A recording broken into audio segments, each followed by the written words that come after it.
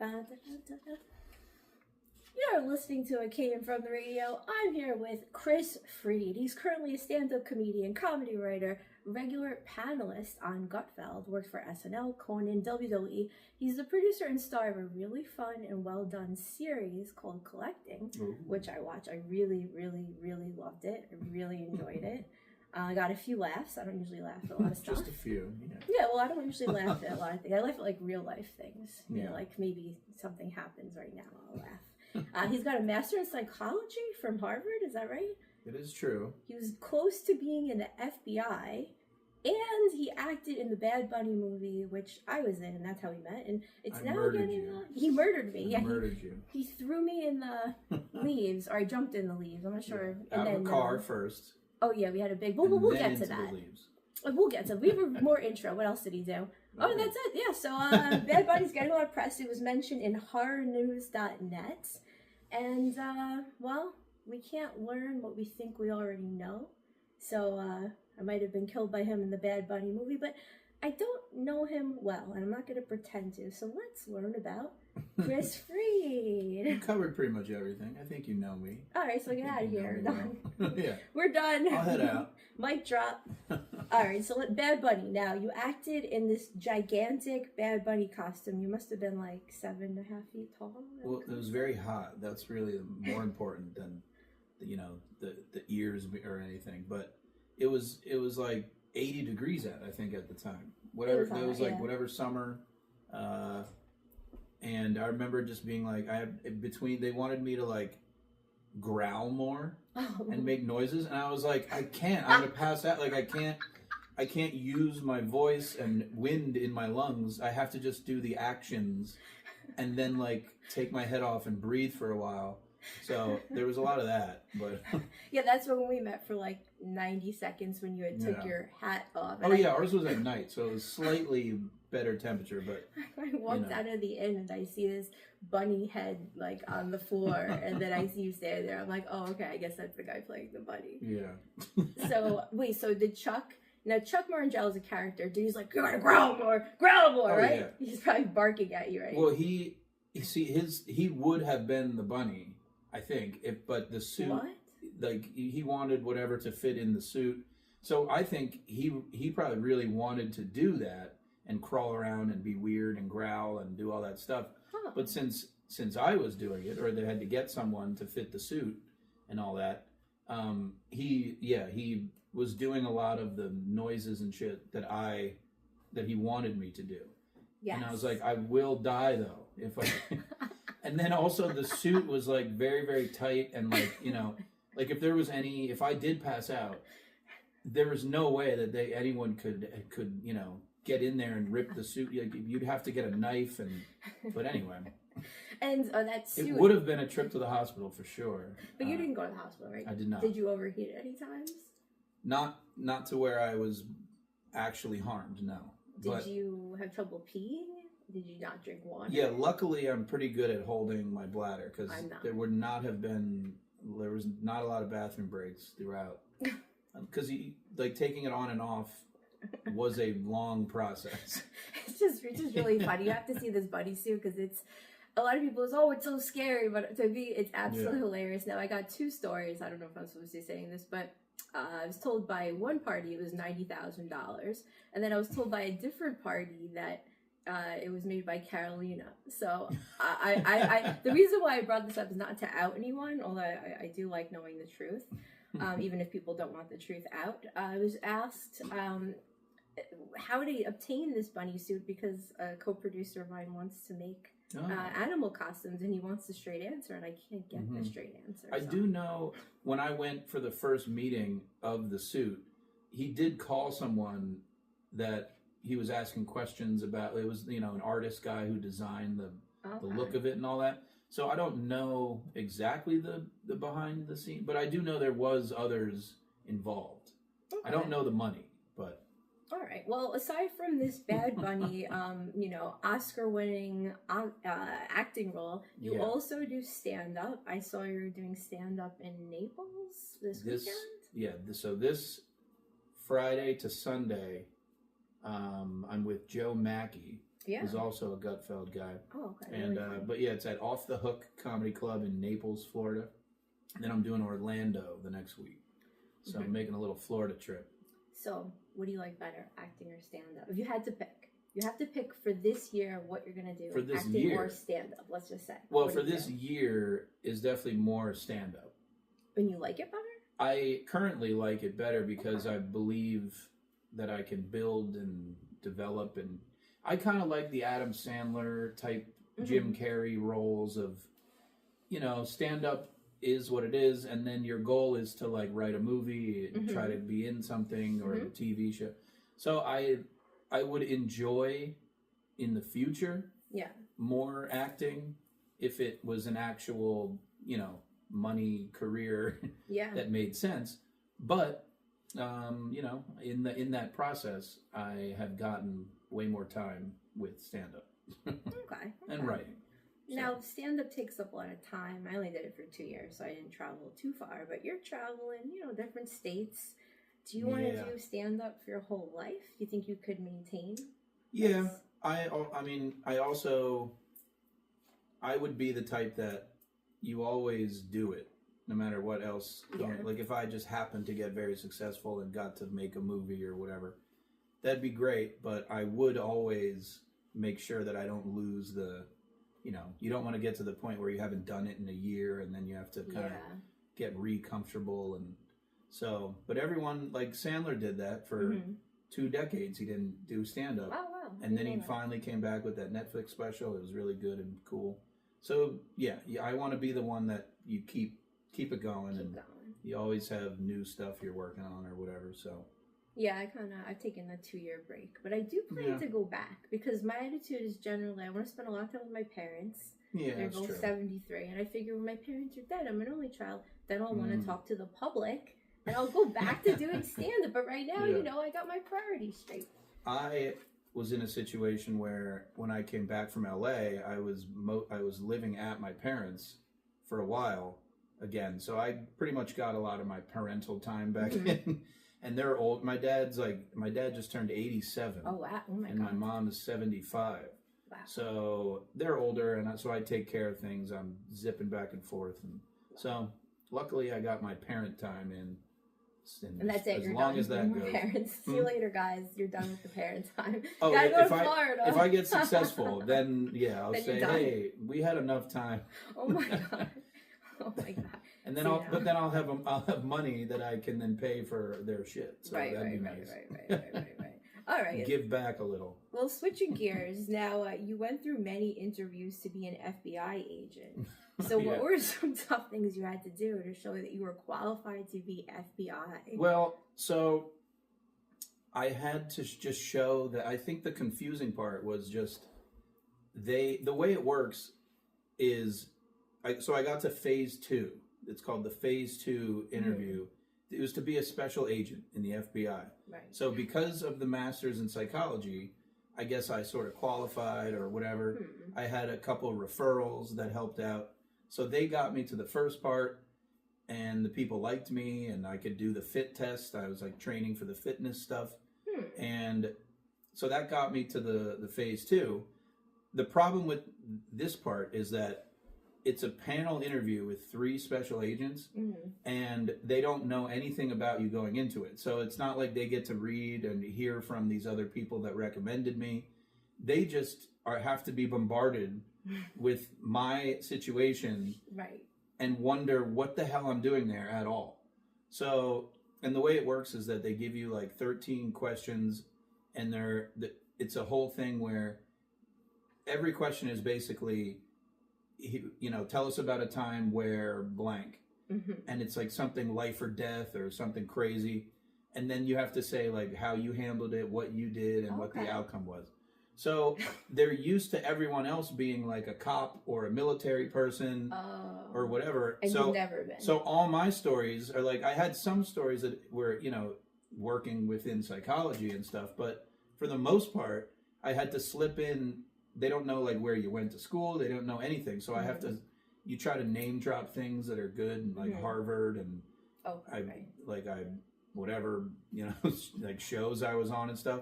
But then once I get into the comedy world, I have to then explain, like, why are you interested in it? Like, what are you doing? Like, what, you know? Right. So all my stories are involved, like, oh yeah, there was, I don't know, like a drunk guy doing cocaine in the bathroom at the Improv, and I'm like, everyone's like, what the fuck is that? You mentioned that?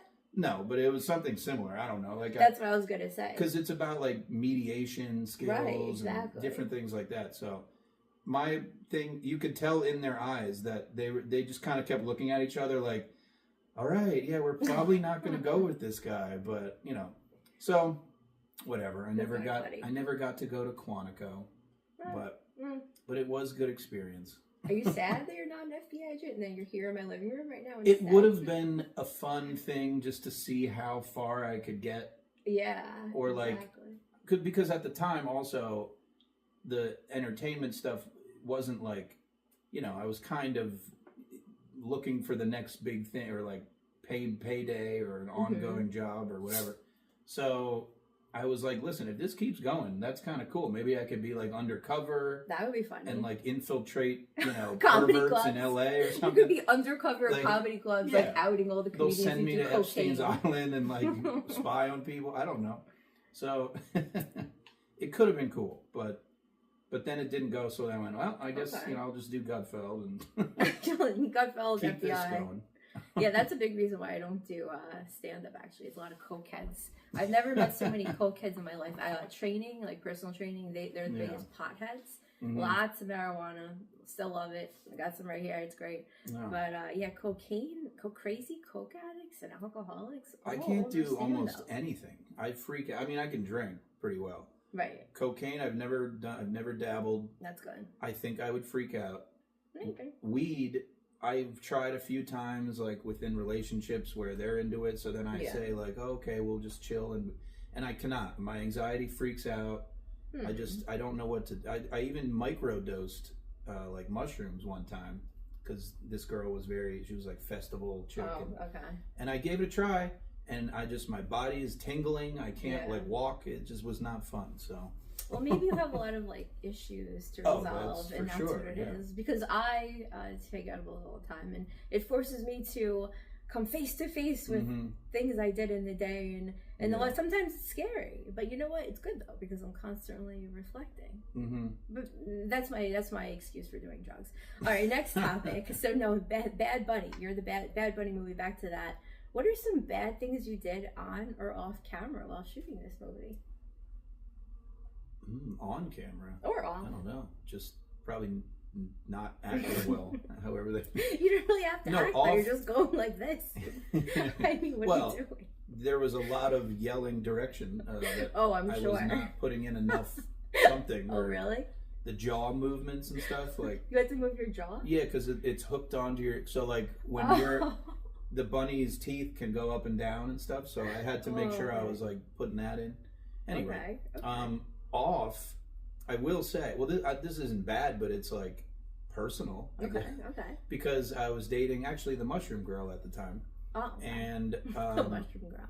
So since I was away for a few days, I thought it'd be funny because this whole thing was funny that I'm even in this stupid outfit. It's hilarious. And anyway, so I thought it'd be funny if I sent her a particular wiener photo as the bunny. Into a mirror in the one cabin that we were in there. That's creative. So, I mean, you know, I wasn't like a pervert. There wasn't like crew around or anything. Right. But I was on my personal time.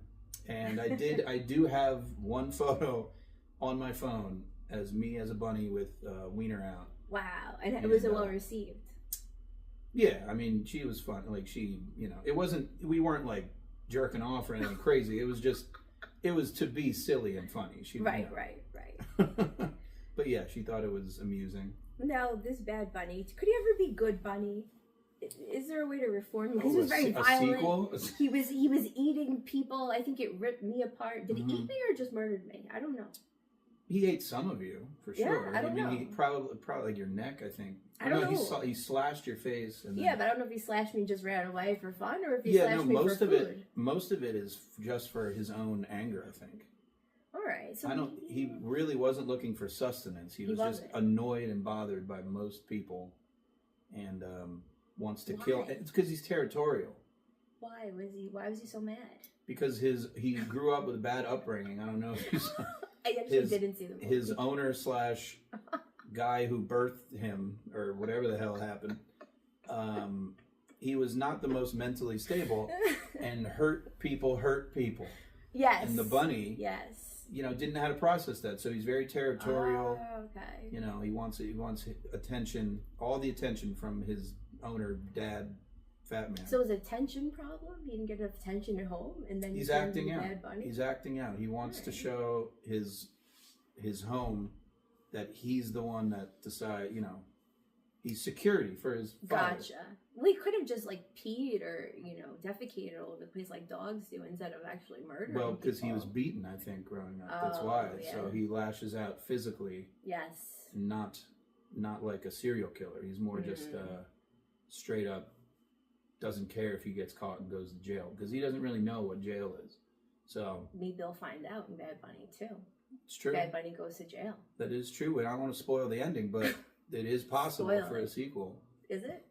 Yeah. Did he die? Did you not watch? No, I didn't. The full I'm thing? in 7 movies I didn't watch. Listen, I'm about making movies, not watching. Well, that's movies true. I was in the ending, so I guess I. All right, so maybe I'll watch it now that we've met. Yeah. I usually research people. I usually interview people, and then I decide if I want to watch, maybe I'll do a movie and then I won't ever watch it, which is becoming a trend. But I do have some tips for Bad Bunny. I feel like he could walk to lower the cortisol, to get some anger out. Walking's really good if you're angry. Is it? Yes, it helps to just level you out if you walk for more than. I should look into that. What about just going to the gym and getting a workout? What if you're not actually walking? You're just. Here's the deal. Let's say you're really, really revved up and you have to burn yourself out. Then you want to do, and this is according to the book Natural Prozac, and I think it's true. I read this 20 years ago.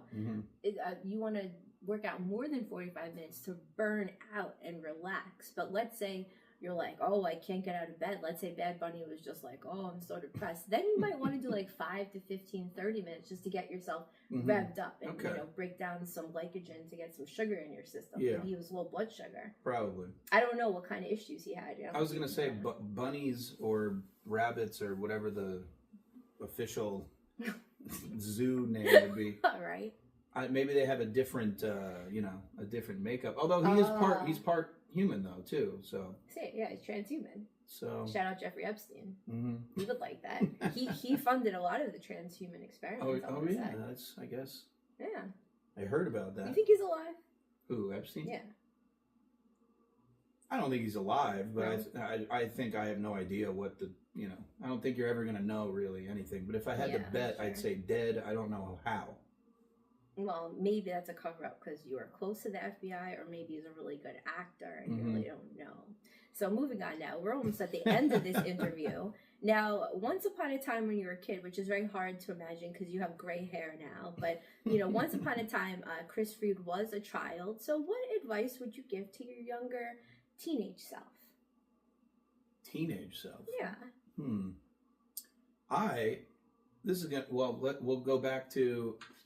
We'll go back to the weed thing. Yeah. Because I would say, because when I was younger, I was very against that. Not for legal reasons or whatever. I didn't like that. My friends and I we were funny and we would get attention being the funny guys and whatever. And I didn't like that now when you're older at a party, people that weren't funny and were didn't have personalities or anything, they would get high and all of a sudden be popular now because you're just doing a fake thing. So I was well, I don't even have to do that to be so I would say that I would like to acclimate myself to being okay with experimenting in that way earlier, a little bit. I don't want to be a big pothead or a cokehead or anything. Right. I'm just saying that my advice would be, I think I would have done socially better in the professional world in my 20s if I had not been so stubborn on the weed world. Well, I'll give you an alternate perspective. I was kind of again, I just didn't understand. It's it hurts your throat. Why would you drink alcohol? It tastes bad. But then I went to college in my first year. I was oh, this is really fun. And I would say I smoked so much weed and was high too much because, things just didn't get done. I almost failed out of American University. I could have graduated in 3.5 years. I graduated in 5. Mm-hmm. I didn't go to my finals, #weed. So that would be a reason not. Wow, yeah. Yeah, I was like, what? Well, see, that's what I mean. That's why I'm not saying I want to be like a pothead in college. No. I'm just saying I wish I would have mentally been a little more prepared to acclimate to just accepting a normal level of it, I guess. Yeah, that makes sense. I could have been like that in high school. I was very much like for a while, so. And I guess the final thought would be me throwing it back to you to close out the interview and tell everyone where to find you and anything that's on your heart right now you'd like to share to the public. I mean, I guess I don't really. I think everyone should just my thought would just be with all that's going on in the world. I think people should stop giving a shit too much on things. Stop. I would say lessen your amount of social media time by 80%. That's what I would say. Stop scrolling and driving yourself insane. Yeah. On whatever you're passionate about.